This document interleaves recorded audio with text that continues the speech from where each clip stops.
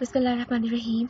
Assalamu alaikum students. Today we are going to perform lab number 5 of our power system analysis course, which is about formation of Jacobian matrix on PowerWorld software and as well as on MATLAB. So the objective of this lab is to form the Jacobian matrix, which is further used for the Newton-Raphson load flow analysis using the PowerWorld simulator. That means we are going to calculate the Jacobian matrix on PowerWorld simulator, and then we will import that result on MATLAB coding like we have already done in YBus matrix, and then we will also write the expressions to determine the expressions used to calculate the Jacobian matrix, like every element of that, and then we will also write the separate code or MATLAB code or to determine the Jacobian matrix, to determine the expressions basically of the Jacobian matrix. So before going to the details of this lab and the Jacobian matrix, let's just understand what actually Jacobian matrix is. So Jacobian matrix is basically a square matrix which is used for the load flow analysis using Newton-Raphson method. So basically the size of the Jacobian matrix is determined by the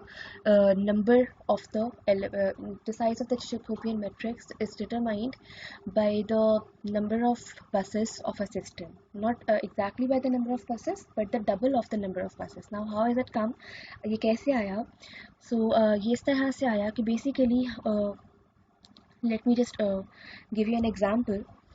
So basically let's just consider we have this power system, and if we want to do the load flow analysis of this power system, अगर हमें इस power system का load flow analysis करना है, what does that mean कि हमें जितने भी unknown variables हैं हमें वो find out करने हैं. ठीक है, तो हम लोग सारे के सारे अननोन वेरिएबल्स फाइंड आउट नहीं करते. हम लोग जो बेसिक जो अननोन वेरिएबल्स हैं यानी कि state variables, to model any system we find out the state variables of that system. State variables अगर हमें पता चल जाए तो हमें बाकी पैरामीटर्स भी इजीली उन स्टेट वेरिएबल्स से पता चल जाते हैं.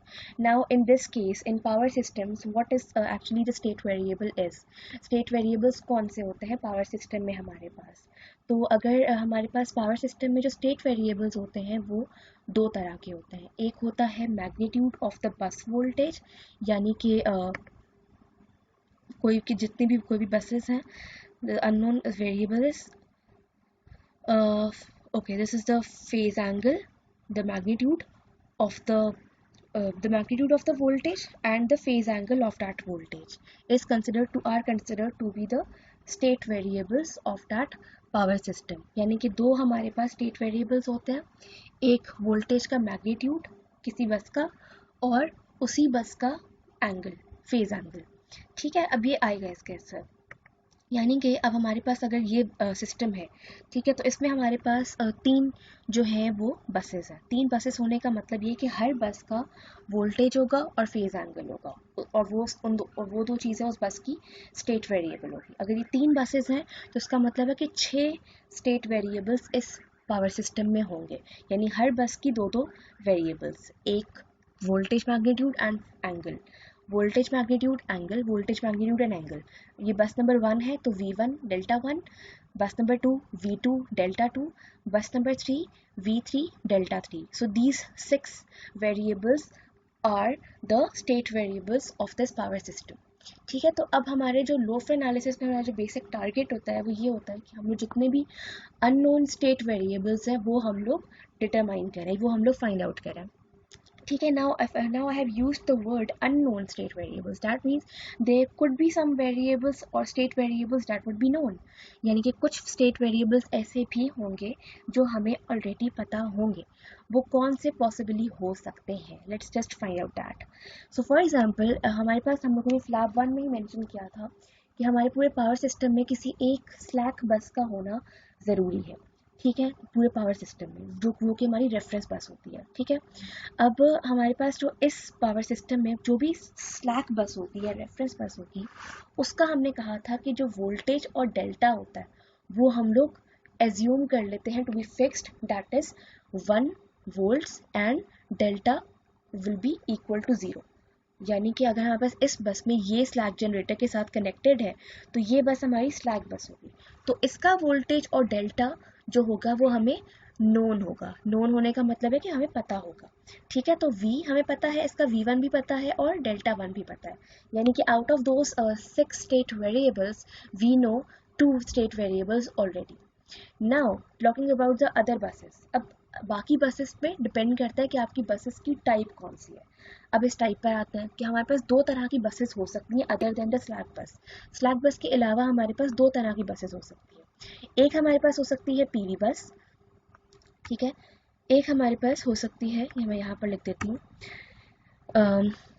एक हमारे पास हो सकती है पीवी बस, दैट मीन्स के fixed power and fixed voltage बस, एंड और एक हमारे पास हो सकती है पीक्यू बस, ठीक है, जो कि मोस्टली हमारे पास लोड बस होती है।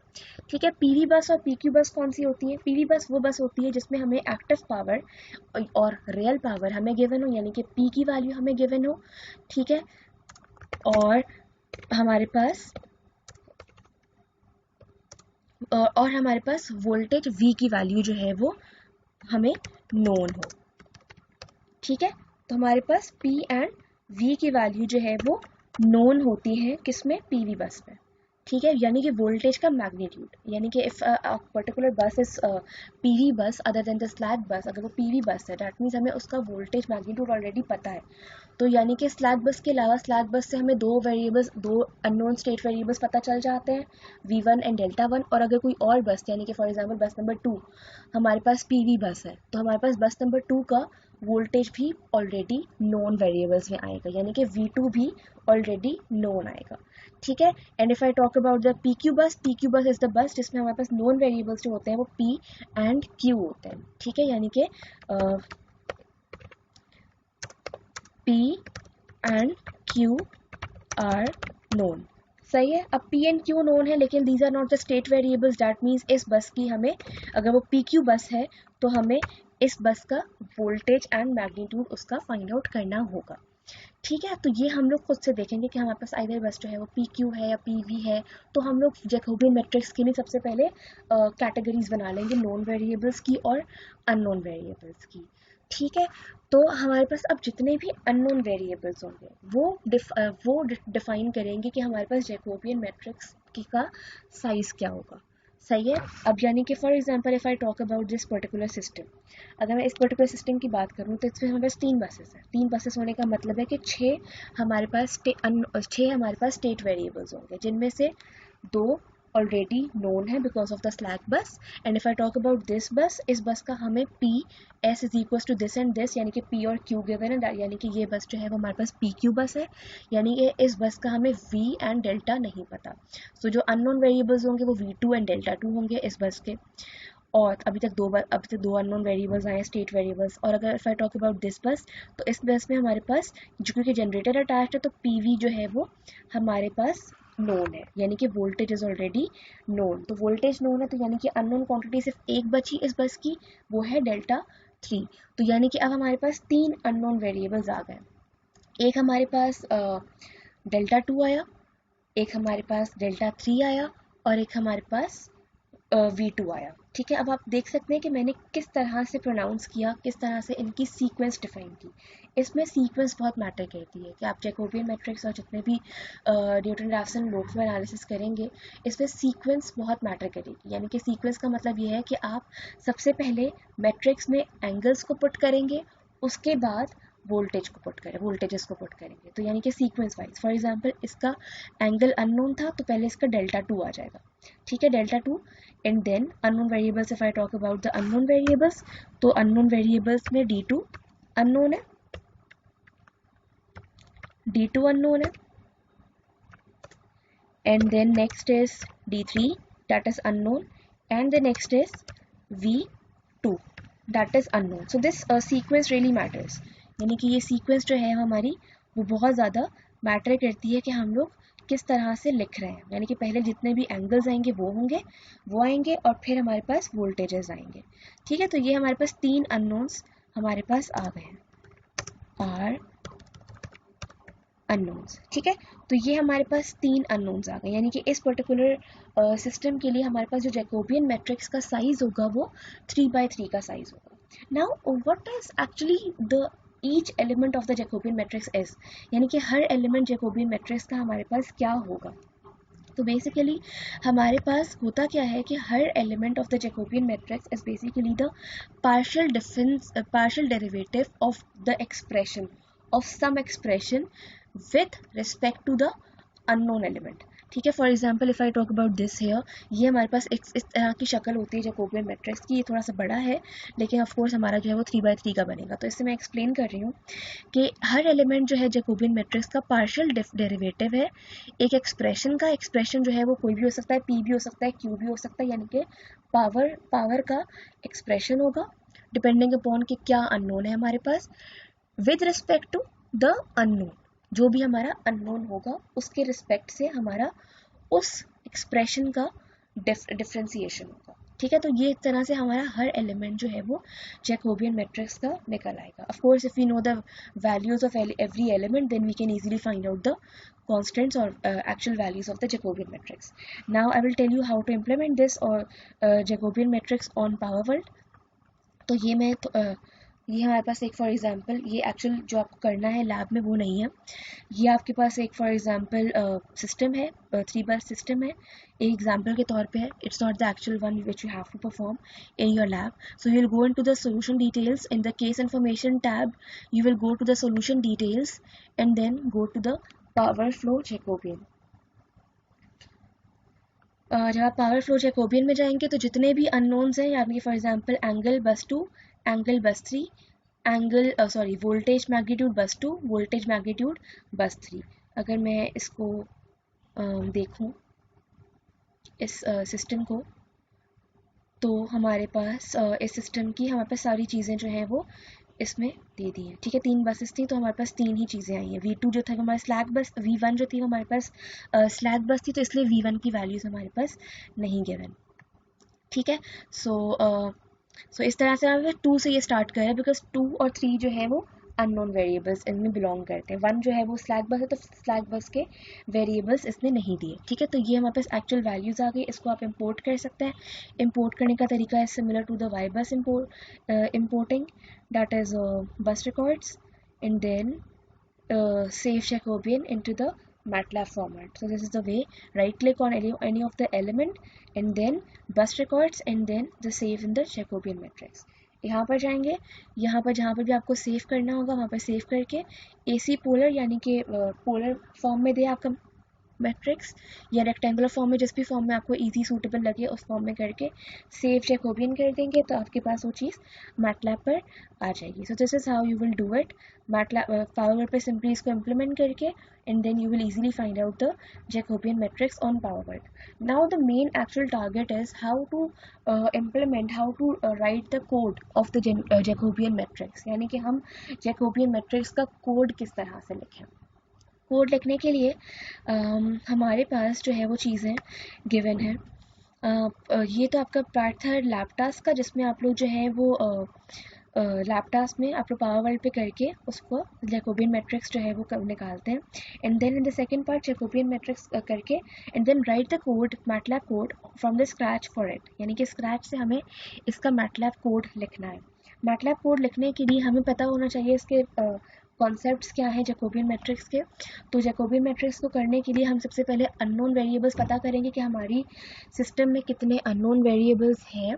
जितने भी अननोन वेरिएबल्स होंगे उन सब की करस्पॉन्डिंग इक्वेशंस लिखेंगे in terms of P and Q. अगर डेल्टा होगा उसको डिटरमाइन करने के लिए उसकी करस्पॉन्डिंग इक्वेशन जो होगी वो रियल पावर की फॉर्म में होगी, यानी पी की फॉर्म में होगी। और अगर वो हमारे पास क्यू होगा तो उसकी फॉर्म करने के लिए हमारे पास जो फॉर्म होगी उसको डिटरमाइन करने के लिए जो हमारे पास फॉर्म होगी वो हमारे पास क्यू की फॉर्म में होगी। But it always depend upon the system कि किस तरह की सिस्टम की गिवन वैल्यूज़ हैं। ये चीज़ जो बात बताई मैंने इंटरचेंज भी कर सकती है डिपेंडिंग अपॉन कि आपके पास क्या चीज़ गिवन है। करस्पॉन्डिंग इक्वेशन आप इस तरह से फाइंड आउट करते हैं कि वो एक्सप्रेशन फाइंड आउट करते हैं जिसमें अननोन वेरिएबल सिर्फ एक ही बचे, यानी कि अगर डेल्टा है तो डेल्टा की वो हम करस्पॉन्डिंग इक्वेशन निकालेंगे जिसमें सिर्फ और सिर्फ वही डेल्टा अननोन बचे, बाकी सब चीज़ें जो है वो हमारे पास नोन हो। ठीक है, तो इस तरह से हम लोग करेस्पॉन्डिंग इक्वेशंस निकालते हैं। ठीक है, तो इसका मैं थोड़ा सा एक ओवरव्यू देती हूँ। तो करेस्पॉन्डिंग इक्वेशंस निकालने के बाद आप उसको सिंपली इम्प्लीमेंट करेंगे ऑन मैटलैब। जैसे कि for example if I right the corresponding equation of delta with respect to p as p is equals to uh, p is equals to y11 multiplied by v1 multiplied by v1 multiplied by v2 multiplied by this is v multiplied by cos of theta plus d1 minus d2. So let's just मैंने एक randomly जो है वो एक power की एक expression लिखा है।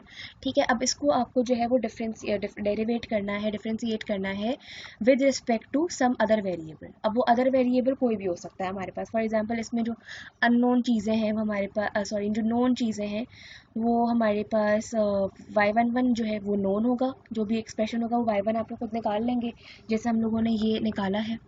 y11 आप लोग निकालेंगे पावर वर्ड सिमुलेटर में जाकर उसको इंपोर्ट कर लीजिएगा मैटलैब पर, तो ये आपके पास y बस आ जाएगी। फिर उस y बस को आप यहाँ पर यूटिलाइज कर लीजिएगा। ठीक है, मोस्टली स्टूडेंट मुझसे क्वेश्चन पूछ रहे थे कि मिस हम बार बार एक काम रिपीट क्यों कर रहे हैं, यानी कि एक चीज़ हमें पावर वर्ड में मिल गई है उसको हम इम्पोर्ट क्यों कर रहे हैं मैटलैब पर। तो now you know the answer कि हम जो इम्पोर्ट हम लोगों ने किया उसको हम यहाँ पर यूटिलाइज कर सकते हैं ईजिली। ठीक है, जो काम हम लोगों ने लैब नंबर आई गेस 3 में किया था।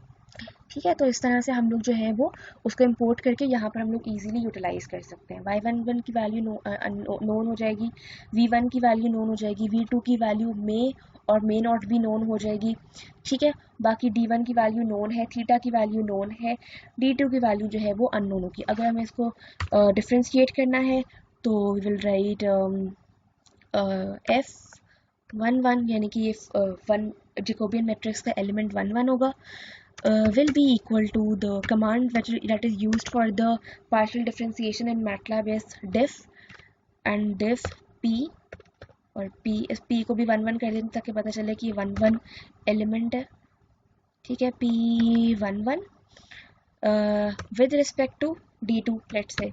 ठीक है, तो d2 की रिस्पेक्ट से मैं इसको डिफ्रेंशिएट कर रही हूँ, तो ये इस तरह से एलिमेंट 1 आ जाएगा जैकोबियन मैट्रिक्स का। इस तरह से आपको जितने भी एलिमेंट्स होंगे, for example if it's a matrix of 3 by 3 elements, तो इसका मतलब कि number of elements will be 9। तो इस तरह से 9 टाइम्स आप लोग डिफ्रेंशिएट करेंगे, डेरिवेट करेंगे, डिफ्रेंशिएट करेंगे अपने एलिमेंट्स को। ठीक है, तो 9 टाइम्स करके आप जो है वो पूरा एक एक्सप्रेशन की फॉर्म में आपके पास जैकोबियन मैट्रिक्स आ जाएगा। याद रखें ये जो मैट्रिक्स आएगा आपके पास वो एक्सप्रेशन की फॉर्म में आएगा। क्यों एक्सप्रेशन की फॉर्म में आएगा? Because there are still some variables present over here, यानी कि ये d2 जो है वो स्टिल एक वेरिएबल है, इसकी वैल्यू जो है वो अननोन है।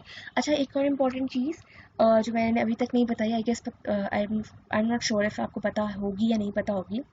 मैटलैब में हमें ये तो पता है कि कॉन्स्टेंट्स को किस तरह से डिफाइन करते हैं, यानी कि वेरिएबल्स की वैल्यूज़ को किस तरह से डिफाइन करते हैं। यानी कि फॉर एग्जांपल अगर मुझे f की वैल्यू नहीं पता तो f इज़ इक्वल्स टू 1 इस तरह से डिफाइन करते हैं। ठीक है, ये हम लोगों ने f की वैल्यू डिफाइन कर दी। बट व्हाट इफ अगर हमें f की वैल्यू जो है वो पता ही ना हो, यानी कि जिस तरह से मैथमेटिक्स में हम लोग लिखते हैं ना कि x भी अननोन, यानी कि x जो है वो हमें नहीं पता, तो हम उस x को डिफाइन कैसे करेंगे? तो उस x को डिफाइन करने का तरीका क्या है? यानी कि एक एग्जांपल से एक चीज़ बताती हूँ कि for example if we have this like f(x)y, यानी कि मैं पार्शियल डिफरेंशिएशन आपको करके दिखा रही हूँ। For example if we have this variable f(x)y, f of xy is equals to some kind of expression x square plus y square. यानी कि अब मैंने क्या किया, मैं आपको पार्शियल डिफरेंशिएशन करके दिखा रही हूँ कि किस तरह से मैटलैब में परफॉर्म करेंगे इन टर्म्स ऑफ वेरिएबल्स। ठीक है, तो ये हमारे पास जो है वो f of xy फंक्शन लिख दिया है मैंने, जो कि है x square plus y square. ठीक है, ये हमारे पास एक फंक्शन है। अब मुझे इसको क्या करना है, इसको मुझे डिफरेंशिएट करना है with respect to x only, ठीक है। पार्शियल डिफरेंशिएशन में करके दिखा रही हूँ, ठीक है। तो for the partial differentiation p is equals to like diff की कमांड यूज होती है, डिफ एफ एक्स वाई, यानी कि इस एक्सप्रेशन को मैं डिफ्रेंशिएट कर रही हूँ विद रिस्पेक्ट टू एक्स, ठीक है। तो मैं इसको पार्शियल डिफरेंशिएशन करके आपको दिखा रही हूँ, ये आप लोग करेंगे। अच्छा, अब फॉर एग्जांपल इसको मैं रन करती हूँ तो it will give me an error. Error क्यों दे रहा है? क्योंकि x और y की वैल्यू जो है वो कह रहा है कि आप डिफाइन करें। अब हमें तो x और y की वैल्यू नहीं पता, यानी कि दे आर द वेरिएबल्स है। तो वेरिएबल्स की हम लोग किस तरह से मैटलैब में इस चीज़ को, इस प्रॉब्लम को जो है वो एक्चुअली सॉल्व करें। तो उसके लिए हम लोग एक कमांड यूज़ करते हैं, that is for the symbolic representation of any variable. यानी कि अगर हमें उसकी वैल्यू नहीं पता, मैथमेटिकल वैल्यू नहीं पता, तो हम सिम्बॉलिक रिप्रेजेंटेशन कैसे करें। तो एक कमांड यूज़ होती है सिम्स, जो कि सिम्बॉलिक रिप्रेजेंटेशन के लिए यूज़ होता है। Syms space x comma y, यानी कि ये दो चीज़ें जो थी वो अननोन थी, तो हम लोगों ने इसको इस तरह से कर लिया। अगर मैं सिर्फ इसको रन करूं, बल्कि पूरा ही रन कर देती हूँ,